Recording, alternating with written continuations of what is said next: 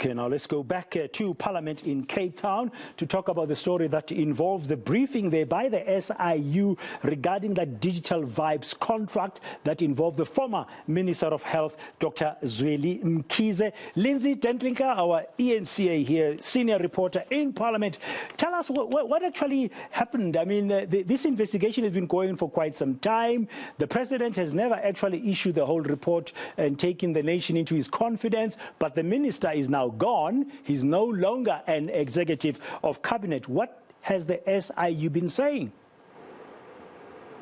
Yes, Dan, the Standing Committee on Public Accounts has been trying to determine what the findings are of that report that you speak of that was handed to the President at the end of June.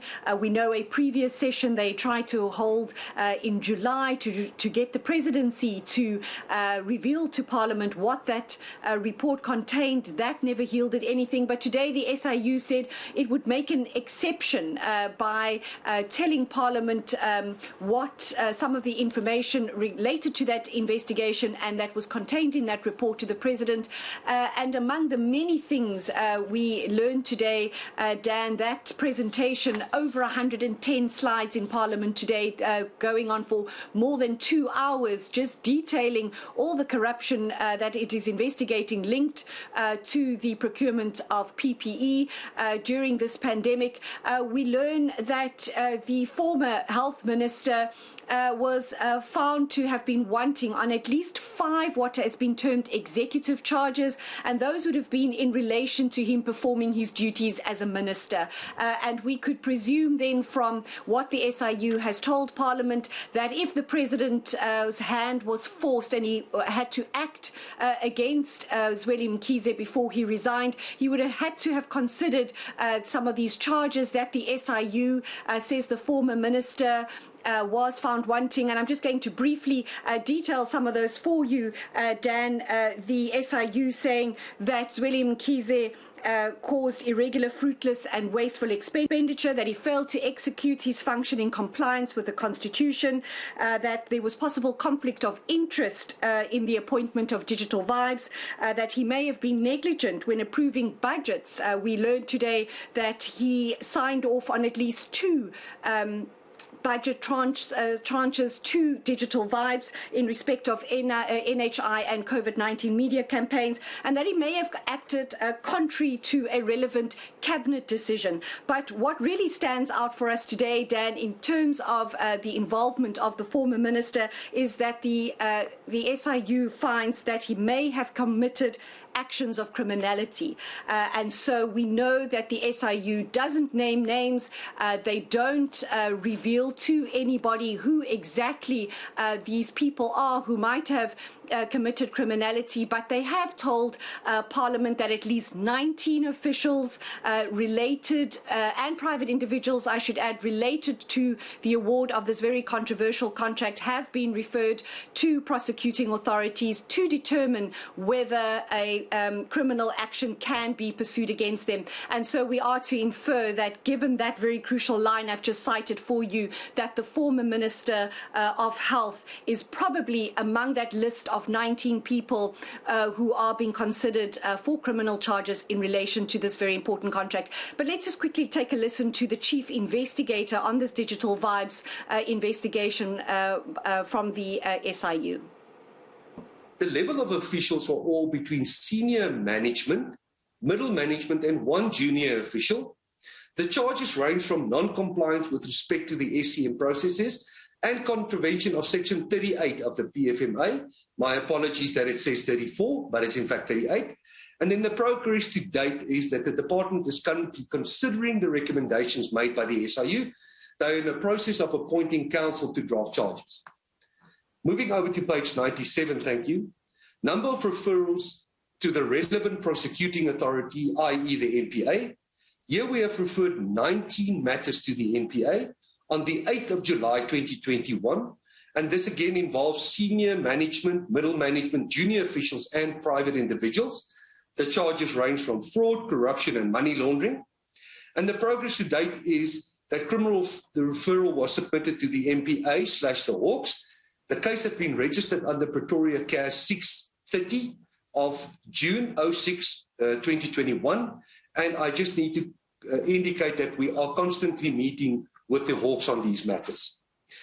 The next slide, 98, please, is the number of referrals made for executive authority, and I think the HIU have touched on this matter already.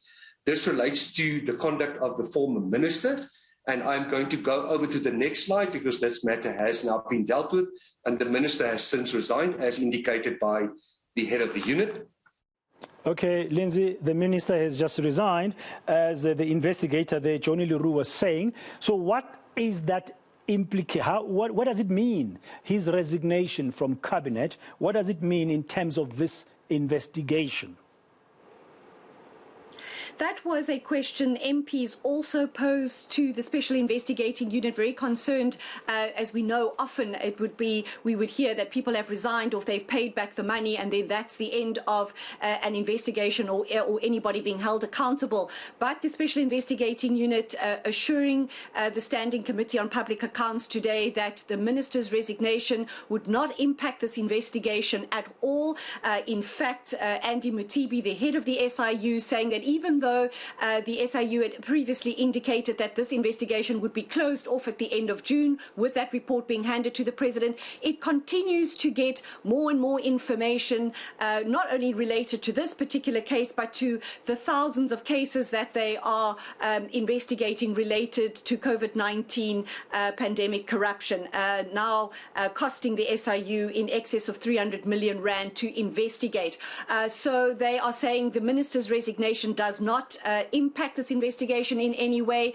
The SIU will be back before the Special Tribunal later this month. You know that they have obtained a preservation order to freeze assets across 10 bank accounts worth about 22 million rand related to people involved in this tender, and they will be returning, obviously, to get more money back. They already have a payment of some 11 million rand back. But Dan, before we take a listen to what the head of the SIU has to say, what we also learned today is that the National Treasury had tried to put a stop to the award of this contract right back when the Health Department had said that they needed these services. The National Treasury did not approve a deviation from procurement processes, as we know, which is what happened a lot during this pandemic, to allow departments to procure PPE and other items that they needed urgently without following a full tender process. And we learned today that,